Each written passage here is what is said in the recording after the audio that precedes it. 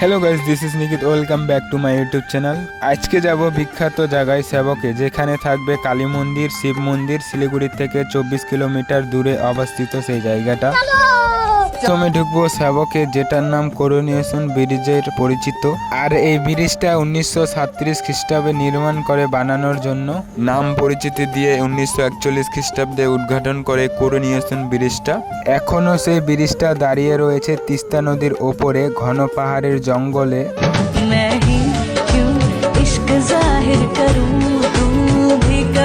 তারপর এখান থেকে বের হয়ে চলে গেছিলাম শিব মন্দিরে। শিব মন্দিরের ওপর থেকে ভিউটা দারুণ লাগছিল।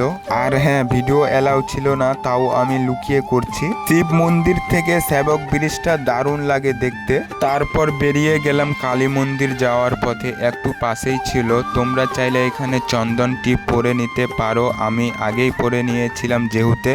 তারপর উঠে পড়লাম শ্রী শ্রী সেবক সারি কালীবাড়িতে।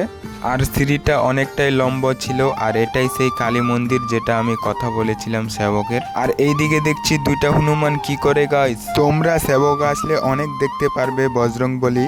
ভিডিওটি কেমন লাগলো কমেন্ট করে জানাবেন। ভালো থাকবেন, সাবস্ক্রাইব করে পাশে থাকবেন। দেখা হচ্ছে অন্য কোনো ভিডিও নিয়ে। Tata guys.